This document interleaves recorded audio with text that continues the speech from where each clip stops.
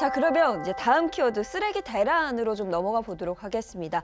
인천시가 2025년부터 이 서울과 경기도에서 발생하는 쓰레기를 받지 않겠다라고 선언을 하면서 이게 또 쓰레기 대란으로 이어지는 게 아니냐 이런 우려 섞인 시선이 상당히 많습니다. 예. 뭐 그건 제가 장관 취임하면서 끝날 때까지 2년 동안 2년 한 3개월 동안 한 번도 끈을 놓은 적이 없는 이제 금징거리였고요. 예. 네. 또 물밑에서는 끊임없이 우리 지자체와 협상하고 협의하고 뭐 이런 것을 했었는데 매듭을 못 짓고 나왔습니다. 그래서 여전히 이제 숙제가 남아 있는데 저는 인천시장께서 이제 더 이상 그 우리 김포 매립지를 쓰지 않겠다라고 선언한 것은 옳다 봅니다.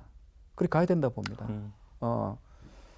이제 더 이상 우리가 이제 그 쓰레기 배출을 해서는 안 되고요.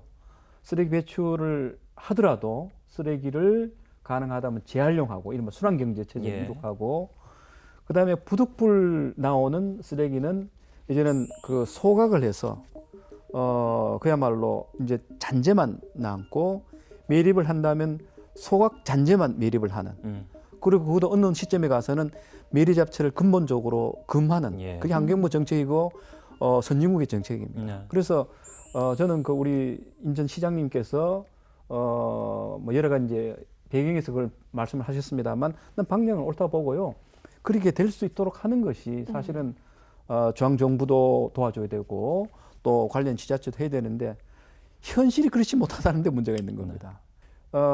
서울시도 한때는 그 소각장을 이것저것 설치해 가지고 쓰레기를 가능하다면 배출을 줄이겠다라고 했는데 지역 주민들은, 그러니까 서울 시민들은 어느 지역에서 그걸 안 받아줍니다. 네. 그래서 그 약속이 지켜질까 하는 의구심을 갖게 된 것이기 때문에 그런 상태에서는 마냥 김포 매립지를 열어가지고 수도권에 그 쓰레기를 받아들일 수는 없는 것이죠. 그래서 이게 모두가 지금 한꺼번에 다 바꿔야 되는. 예.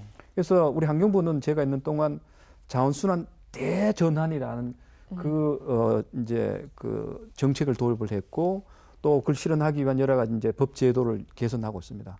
그 중에 하나가 폐기물 관리법이라는 것을 이제 개정을 해서 발생지 처리 원칙이라는 것을 이제 도입을 할 차례입니다. 네. 그러니까 이 지역에서 쓰레기가 발생하면 어떤 경우라도 이 지역에서 해결하는.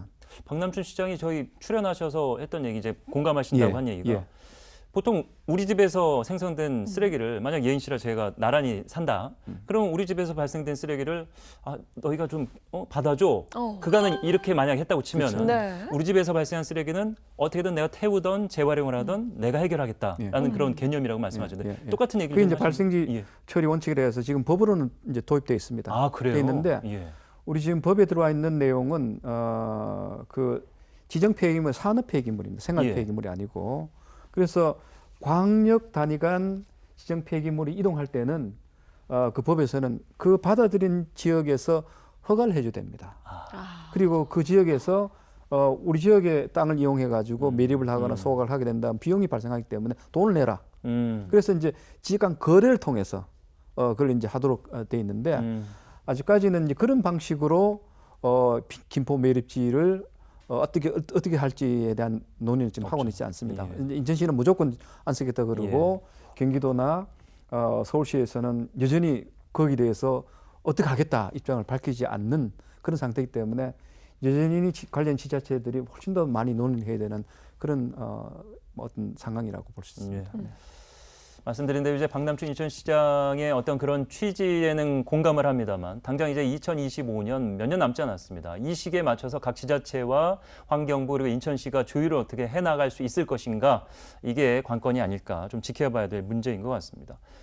말씀하신 대로 이제 재활용을 완전히 하고 남는 것은 완전히 소각할 수 있으면은 서로가 참 좋고 미래 환경에도 도움이 됩니다만 아직까지는 그 일회용품의 상당 부분이 이게 이제 묻어야만 되고 그것이 썩어서 완전히 무해하게 되려면 몇십 년, 뭐 100년 걸리는 그렇죠. 것들이기 때문에 그게 가장 큰 문제 아니겠습니까? 예. 그러니까 국민들이 그걸 좀 줄이려는 노력을 지금 많이 지금 하시고 계십니다만 더 해야 될 것 같아요. 예, 그거는 뭐 아무리 강조해도 지나치지 않고요.